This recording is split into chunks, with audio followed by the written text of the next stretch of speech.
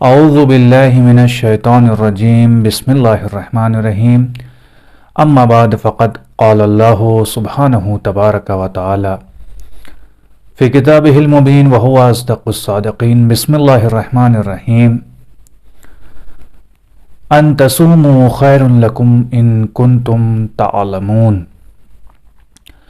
پروردگار عالم سورہ بقرہ کی 184 نمبر آیت میں ارشاد فرما رہا ہے، اے ایمان لانے والوں روزہ رکھو، کیونکہ روزہ ایک بہترین عمل ہے اگر تم واقعی میں اس کی حقیقت کو جان لو، اگر تم واقعی میں اس کی فضیلت کو جان لو اور اس کی اہمیت کو جان لو۔ تو جیسا کہ میں نے اسی آیت کو کل بھی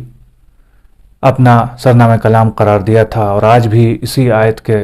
ذیل میں کچھ گفتگو کرنی ہے۔ کل میں نے ذکر کیا تھا کہ جس طریقے سے اس آیت سے واضح اور روشن ہے کہ جہاں ایک طرف روزے کے ذریعے سے انسان کے اوپر معنوی اثرات لاحق ہوتے ہیں، دوسری طرف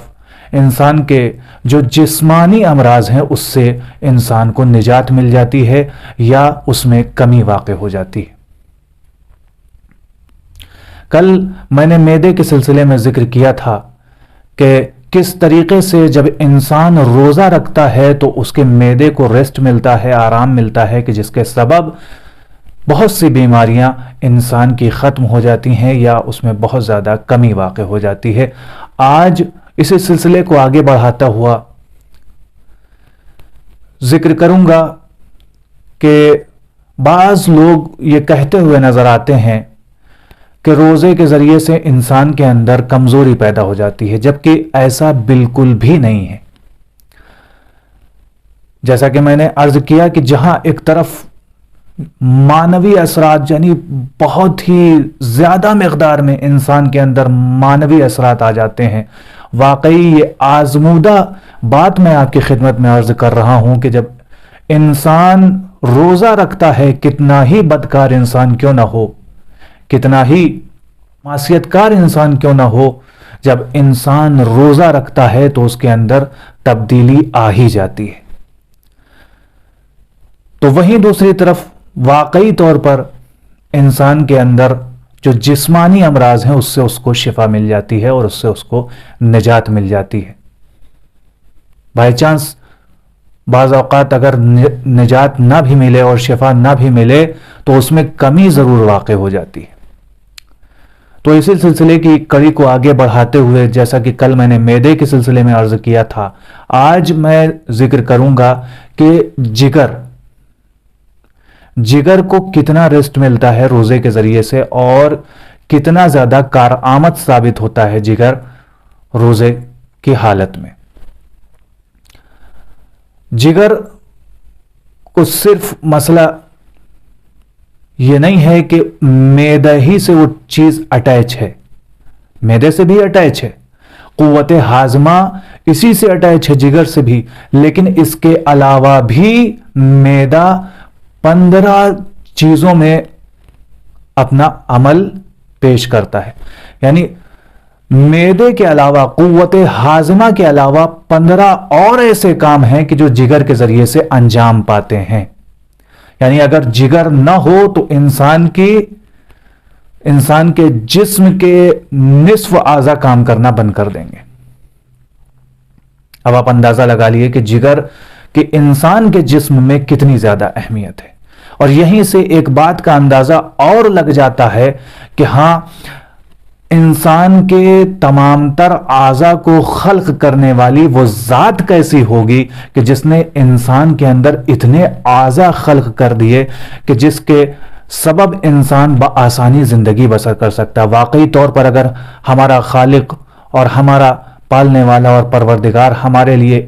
ہم پر اتنا رحم نہ کرتا اور ہمارے لیے ان چیزوں کو خلق نہ کرتا تو ایک انسان اپنی بہترین زندگی کو گزارنے سے قاصر رہ جاتا۔ یعنی بہترین طریقے سے جو آج زندگی گزار رہا ہے اس طریقے سے انسان زندگی نہیں گزار سکتا تھا۔ تو عزیزوں، جگر کا مسئلہ ہے، جگر جو ہے وہ 15 کاموں کو انجام دیتا ہے، یعنی انسان کے اعضاء جو ہیں وہ جگر کے ذریعے سے 15 اعضاء جو ہیں وہ چلتے ہیں. اگر جگر کو ریسٹ نہ ملے، سوچئے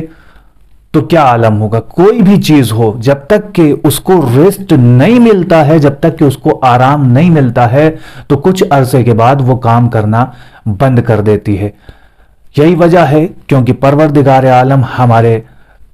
پورے وجود کا خالق ہے. اس کو پتا ہے کہ کس طریقے سے ہماری باڈی کو رکھنا ہے اور کس طریقے سے وہ ہمارا کام کرے گا. لہذا اسی اعتبار سے پروردگار عالم نے ہمارے تمام تر اعضاء کو خلق کیا ہے.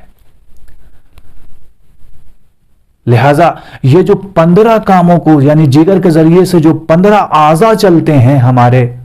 15 عضو چلتے ہیں ہمارے، یہ کام کرنا بند کر دے گا اگر اس کو 1 مہینے کا یہ مکمل ریسٹ نہ ملے. اور صرف یہی نہیں، سائنسی اعتبار سے بھی طبی ماہرین بھی یہی کہتے ہوئے نظر آتے ہیں کہ واقعی جگر کو اگر 1 مہینے کا ریسٹ نہ ملے، کہ جو ماہ مبارک رمضان میں جگر کو کم از کم 5 سے 6 گھنٹہ جو ریسٹ مل جاتا ہے، اگر یہ ریسٹ نہ ملے تو جگر اس طریقے سے کام نہیں کر پائے گا کہ جس طریقے سے کام کرنے کا اس کا حق ہے. عزیزوں، ایک چھوٹی سی چھوٹی مشین بھی اگر آپ دیکھ لیں تو اس کو ریسٹ کی ضرورت ہوتی ہے، اس کی بیٹری ڈاؤن ہو جایا کرتی ہے کچھ عرصے کے بعد. لہٰذا یہی وجہ ہے کہ پروردگار عالم نے سال میں 1 مہینہ ہمارے لیے خلق کر دیا کہ دیکھو انسان کے تمام تر اعضاء کے جو سال بھر کام کرتے چلے آتے ہیں، اس کو 1 مہینے کا ریسٹ دینا ضروری ہے. تبھی انسان کا جسمانی طور پہ صحیح طریقے سے نشو و نما ہوگا اور صحیح جسم اور انسان کے تمام تر اعضاء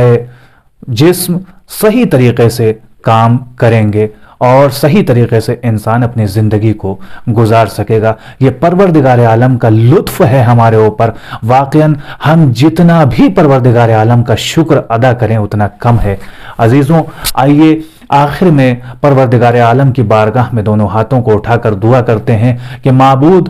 تیرا لاکھ لاکھ شکر ہے، جتنا بھی شکر ادا کیا جائے کم ہے کہ پروردگار تو نے ہمیں دین اسلام مبین جیسے مذہب میں خلق کیا ہے اور ہمیں دین اسلام مبین کو اختیار کرنے کا ایک بہترین موقع دیا ہے، جس دین مبین میں ان تمام باتوں کا خیال رکھا گیا ہے کہ جو ایک انسانی زندگی کے لیے واقعاً کارآمد ہے اور واقعاً ضروری ہے. اور صرف انسانی زندگی نہیں بلکہ تمام تر معاشرے میں کس طریقے سے انسان کو زندگی گزارنی ہے اور کن پہلوؤں پر انسان کو غور و فکر سے کام لینا ہے اور کن باتوں کا انسان کو خیال رکھا ہے، ان تمام باتوں کا پروردگار عالم نے اس دین اسلام مبین